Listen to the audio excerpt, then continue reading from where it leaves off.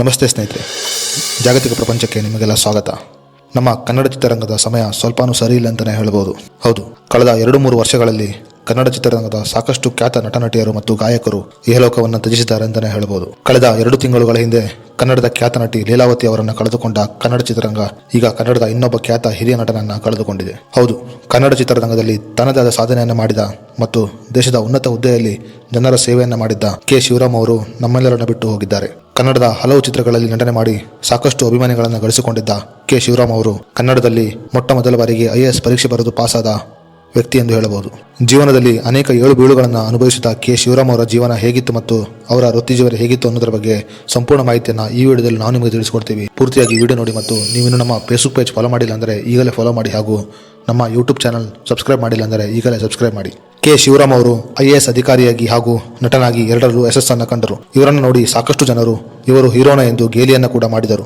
ಆದರೆ ತನ್ನ ಪ್ರತಿಭೆಯ ಮೂಲಕ ಮತ್ತು ನಟನೆಯ ಮೂಲಕ ಇಡೀ ದೇಶವೇ ತನ್ನ ಕಡೆ ತಿರುಗು ನೋಡುವಂತೆ ಮಾಡಿದ ಶಿವರಾಮ್ ಅವರು ಸಾಕಷ್ಟು ಜನ ಅಭಿಮಾನಿಗಳನ್ನು ಗಳಿಸಿಕೊಂಡರು. ಸ್ನೇಹಿತರೆ, ಕೆ. ಶಿವರಾಮ್ ಅವರು ಕನ್ನಡ ಚಿತ್ರರಂಗಕ್ಕೆ ಕಾಲಿಟ್ಟ ಸಮಯದಲ್ಲಿ ಅವರಿಗೆ ಪ್ರೋತ್ಸಾಹ ನೀಡಿದವರಿಗಿಂತ ಅವರನ್ನು ಗೇಲಿ ಮಾಡಿದವರೇ ಹೆಚ್ಚು. ಯಾರು ಏನು ಹೇಳಿದರೂ ಅದಕ್ಕೆ ತಲೆ ಕೆಡಿಸಿಕೊಳ್ಳದ ಕೆ. ಶಿವರಾಮ್ ಅವರು ಮುಂದೊಂದು ದಿನ ಕನ್ನಡ ಚಿತ್ರರಂಗದಲ್ಲಿ ತನ್ನದಾದ ದೊಡ್ಡ ಸಾಧನೆಯನ್ನು ಮಾಡುತ್ತಾರೆ. ಸ್ನೇಹಿತರೆ, ಕೆ. ಶಿವರಾಮ್ ಅವರು ಕನ್ನಡ ಚಿತ್ರರಂಗಕ್ಕೆ ಕಾಲಿಟ್ಟ ಕೆಲವು ಸಮಯ ಸೋಲು ಕಂಡರೂ ಕೂಡ ಅವರು ಅದಕ್ಕೆ ತಲೆಕೆಡಿಸಿಕೊಳ್ಳಲಿಲ್ಲ. ಕೆ. ಶಿವರಾಮ್ ಅವರು ಒಂದೇ ಒಂದು ಚಿತ್ರದ ಮೂಲಕ ಇಡೀ ದೇಶವೇ ತನ್ನ ಕಡೆ ತಿರುಗಿ ನೋಡುವಂತೆ ಮಾಡಿದರು. ಇವರು ಕೂಡ ಒಬ್ಬ ಹೀರೋನ ಎಂದು ಹೇಳಿದ ಜನರೆಲ್ಲ ಬಾನಲ್ಲೇ ಮಧುಚಂದ್ರಕ್ಕೆ ಚಿತ್ರವನ್ನು ಕಂಡು ಇವರಿಗೆ ಫ್ಯಾನ್ ಆದರು ಅಂತಲೇ ಹೇಳ್ಬೋದು. ಈ ಚಿತ್ರದ ಮೂಲಕ ಬಹಳ ಫೇಮಸ್ ಆದ ಕೆ. ಶಿವರಾಮ್ ಅವರು ಬರೀ ಚಿತ್ರರಂಗದಲ್ಲಿ ಮಾತ್ರವಲ್ಲದೆ ಕಷ್ಟಪಟ್ಟು ಓದಿ ಕನ್ನಡದಲ್ಲಿ IAS ಪರೀಕ್ಷೆ ಬರೆದು ಪಾಸ್ ಮಾಡಿದರು. ಸ್ನೇಹಿತರೆ, ಕೆ. ಶಿವರಾಮ್ ಅವರು IAS ಪರೀಕ್ಷೆಯನ್ನು ಕನ್ನಡದಲ್ಲಿ ಬರೆದರು ಮತ್ತು ಕನ್ನಡದಲ್ಲಿ IAS ಪರೀಕ್ಷೆ ಬರೆದು ಪಾಸಾದ ಮೊದಲ ವ್ಯಕ್ತಿ ಅನ್ನುವ ಹೆಗ್ಗಳಿಕೆಯನ್ನು ಕೂಡ ಪಡೆದುಕೊಂಡರು. ಕನ್ನಡ ಚಿತ್ರರಂಗದಲ್ಲಿ ಉತ್ತಮ ನಟನಾಗಿ ಜನಪ್ರಿಯತೆ ಗಳಿಸಿಕೊಂಡಿದ್ದ ಕೆ. ಶಿವರಾಮ್ ಅವರು IAS ಅಧಿಕಾರಿಯಾಗಿ ಕೂಡ ಸಮಾಜ ಸೇವೆಯನ್ನು ಮಾಡಿದರು. ಸ್ನೇಹಿತರೆ, ಕೆ. ಶಿವರಾಮ್ ಅವರು ಇಷ್ಟು ಜನಪ್ರಿಯತೆಯನ್ನು ಪಡೆದುಕೊಳ್ಳುವುದಕ್ಕೆ ಪಟ್ಟ ಶ್ರಮ ಅಷ್ಟಿಷ್ಟಲ್ಲ. ತನ್ನ ಜೀವನದ ಬಡತನವನ್ನು ಹೋಗಲಾಡಿಸಬೇಕೆಂದು ಪಣತೊಟ್ಟಿದ್ದವರು ಕೆ. ಶಿವರಾಮ್. ಜೀವನದಲ್ಲಿ 108 ಕಷ್ಟಗಳನ್ನು ಮೆಟ್ಟಿ ನಿಂತು ಉನ್ನತ ಹುದ್ದೆಗೆ ಏರಿದ್ದ ಕೆ. ಶಿವರಾಮ್ ಅವರು 2 ವರ್ಷದ ಹಿಂದೆ ರಘುರಾಮ್ ಯೂಟ್ಯೂಬ್ ಚಾನಲ್ಗೆ ನೀಡಿದ ಸಂದರ್ಶನದಲ್ಲಿ ತಮ್ಮ ಕಷ್ಟ ಹಾಗೂ ಅವಮಾನ ದಿನಗಳನ್ನು ನೆನಪಿಸಿಕೊಂಡರು.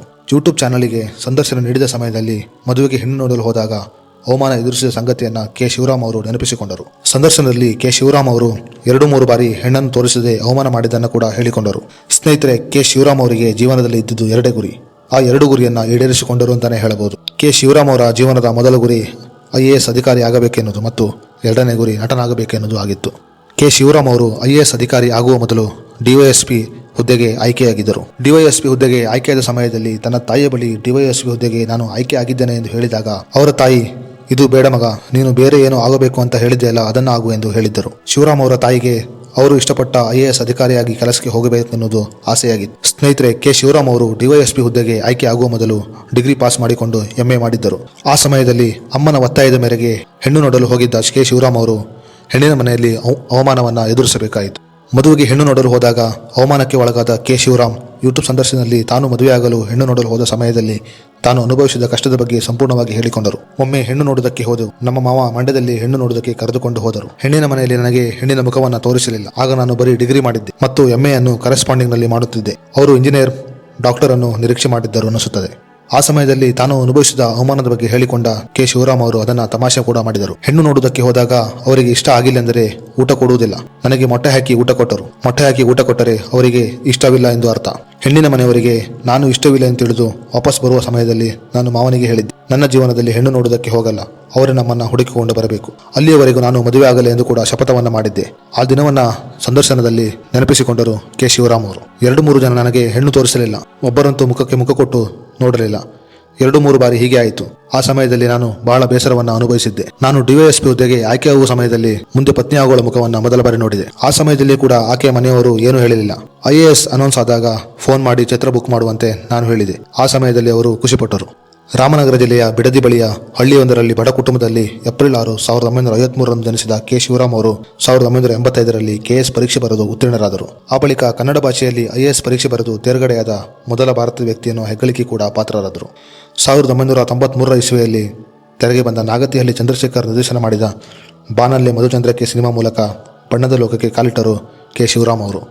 ವಸಂತ ಕಾವ್ಯ, ಸಾಂಗ್ಲಿಯಾನ ಪಾರ್ಟ್ 3, ಪ್ರತಿಭಟನೆ, ಯಾರಿಗೆ ಬೇಡ ದುಡ್ಡು, ಗೇಮ್ ಫಾರ್ ಲವ್, ಟೈಗರ್ ಮುಂತಾದ ಕನ್ನಡ ಚಿತ್ರಗಳಲ್ಲಿ ನಟಿಸಿ ಕೆ. ಶಿವರಾಮ್ ಅವರು ಜನಪ್ರಿಯತೆಯನ್ನು ಪಡೆದುಕೊಂಡರು. ಹಲವು ಕನ್ನಡ ಚಿತ್ರಗಳಲ್ಲಿ ನಟಿಸಿ ಅಪಾರ ಜನಪ್ರಿಯತೆಯನ್ನು ಗಳಿಸಿಕೊಂಡಿದ್ದ ಕೆ ಶಿವರಾಮ್ ಅವರು ನಂತರ ರಾಜಕೀಯಕ್ಕೆ ಕೂಡ ಪ್ರವೇಶ ಮಾಡಿದರು. 2013ರಲ್ಲಿ IASನಿಂದ ಸ್ವಯಂ ನಿವೃತ್ತಿ ಪಡೆದ ಕೆ ಶಿವರಾಮ್ ಅವರು ಕಾಂಗ್ರೆಸ್ ಪಕ್ಷದ ಮೂಲಕ ರಾಜಕೀಯವನ್ನು ಪ್ರವೇಶ ಮಾಡಿದರು. ಕೆ ಶಿವರಾಮ್ ಅವರು 2014ರಲ್ಲಿ ವಿಜಯಪುರ ಲೋಕಸಭೆ ಕ್ಷೇತ್ರದಲ್ಲಿ ಚುನಾವಣೆಯಲ್ಲಿ ಸ್ಪರ್ಧಿಸಿ ಸೋತರು. ಇದಾದ ಕೆಲವು ಸಮಯದ ನಂತರ ಕಾಂಗ್ರೆಸ್ನಲ್ಲಿ ಸೂಕ್ತ ಸ್ಥಾನಮಾನ ಸಿಗದ ಕಾರಣ ಬಿಜೆಪಿಯನ್ನು ಕೂಡ ಸೇರಿದರು. ಕೆ ಶಿವರಾಮ್ ಅವರು ಛಲವಾದಿ ಮಹಾಸಭಾ ಅಧ್ಯಕ್ಷರಾಗಿದ್ದರು ಮತ್ತು ದಲಿತ ಪರ ಹೋರಾಟಕ್ಕೆ ಹೆಸರುವಾಸಿಯಾಗಿದ್ದರು. ಚಿತ್ರರಂಗ, IAS ಮತ್ತು ರಾಜಕೀಯದಲ್ಲಿ ಜನರ ಸೇವೆಯನ್ನು ಮಾಡಿದ ಕೆ ಶಿವರಾಮ್ ಅವರು ಹೃದಯಾಘಾತದಿಂದ ಯಲೋಕವನ್ನು ತ್ಯಜಿಸಿದ್ದಾರೆ ಅನ್ನೋದು ಬಹಳ ಬೇಸರವಾದ ಸಂಗತಿಯಾಗಿದೆ. ಕೆ ಶಿವರಾಮ್ ಅವರ ಅಗಲಿಕೆಗೆ ಕನ್ನಡ ಚಿತ್ರರಂಗ ಸೇರಿದಂತೆ ರಾಜಕೀಯ ಗಣ್ಯರು ಸಂತಾಪವನ್ನು ಸೂಚಿಸಿದ್ದಾರೆ. ಸ್ನೇಹಿತರೆ, ಕೆ ಶಿವರಾಮ್ ಅವರ ಈ ಸಾಧನೆ ಬಗ್ಗೆ ನಿಮ್ಮ ಅಭಿಪ್ರಾಯವನ್ನು ನಮಗೆ ಕಮೆಂಟ್ ಬಾಕ್ಸ್ನಲ್ಲಿ ತಿಳಿಸಿ ಮತ್ತು ಈ ಮಾಹಿತಿಯನ್ನು ಕೆ ಶಿವರಾಮ್ ಅವರ ಅಭಿಮಾನಿಗಳಿಗೆ ಶೇರ್ ಮಾಡಿ. ಮುಂದಿನ ವಿಡಿಯೋ ಜೊತೆ ಮತ್ತೆ ಸಿಗೋಣ. ನಮಸ್ತೆ.